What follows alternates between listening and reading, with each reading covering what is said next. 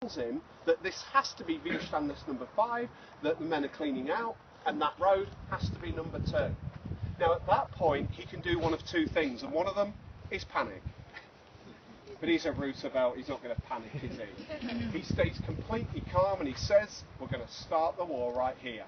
He then gives his subordinates their new objectives. He then, of course, has got to make sure the follow-up waves come in at the wrong place as well. He then takes off his helmet, struts backwards and forwards along the beach, and is motivating the men inland. For his action on D-Day, he will be nominated and awarded the Medal of Honor. Now, I have read every Medal of Honor citation for the Americans on D-Day, and that is not a Medal of Honor action. But we shouldn't hold it against him for 3 reasons. 1, he was the son of a president. It will have an effect.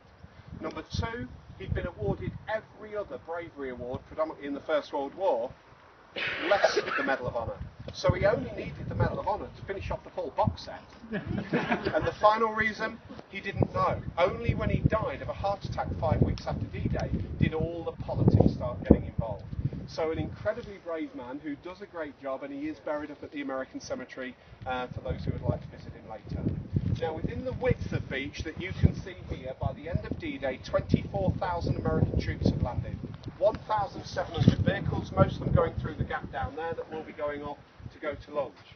They will push down the 4 causeways and link up with the paratroopers, and the deepest penetration is 4.5 miles from the beach.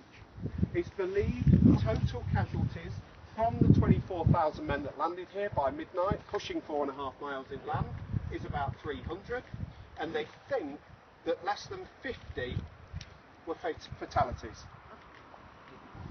But don't the Americans always say the British and Canadians got the easy beaches? 50 dead for 24,000 men landed. Now, I said in theory. Why?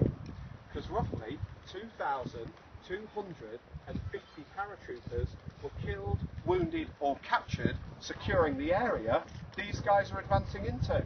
So they've already paid the butcher's bill. So let's add them together, 2,500. It's still a success. Why? Because they genuinely thought the beach force was going to lose 2,500, it is 300, and they genuinely thought the airborne was going to lose between 6,000 to 9,000 on D-Day. So it's still a good result. Now I want to go back to the landings, because when I said only 20 men were dropped crossing the beach, some of your jaws nearly went into the sand. It's not the image you've been given, is it? Right, I'll explain how that